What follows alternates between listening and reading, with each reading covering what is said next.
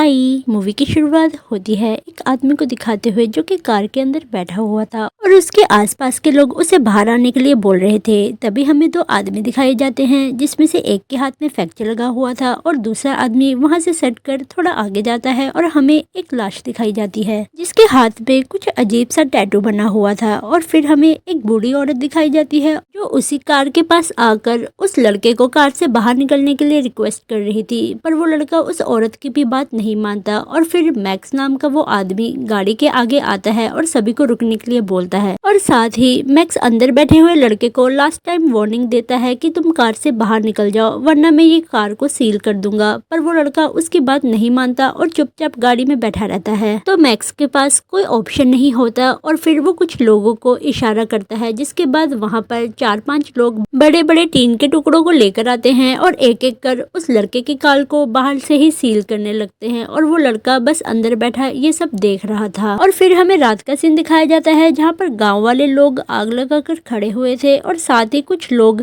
एक अजीब सी मूर्ति लेकर आते हैं और उसे देखकर गांव वाले लोग काफी ज्यादा खुश होते हैं और जोर जोर से कुछ अजीब से मंत्र पढ़ने लगते हैं।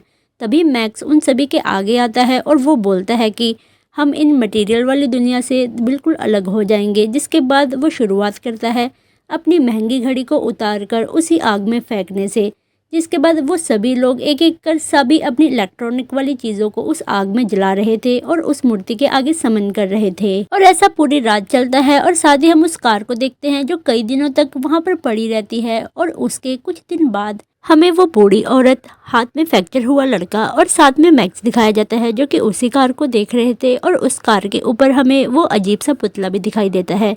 जिसके बाद हमें कार के अंदर बैठा हुआ वो लड़का दिखाया जाता है जो कि बेहोश हो रखा था, पर उसको अपने नींद में ही वो अजीब सा पुतला दिखाई देता है जिसे देखकर वो बहुत ज़्यादा घबरा जाता है।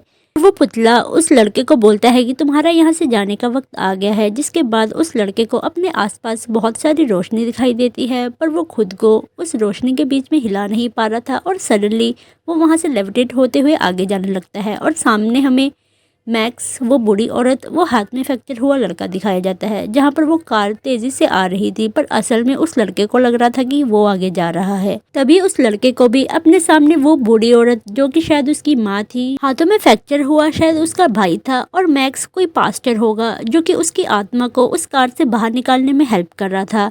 तभी वो तीनों मिलकर उस कार के ऊपर डंडे से हमला करने लगते हैं और जब वो लड़का कुछ बोलने की कोशिश करता है तो उसकी आवाज़ की जगह हॉर्न बजने लगता है।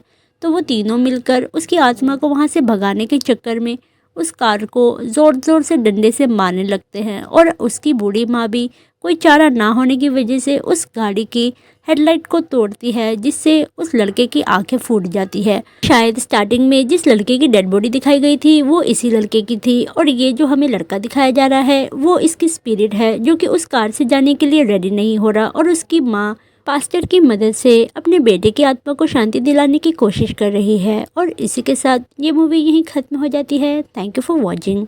Bye bye.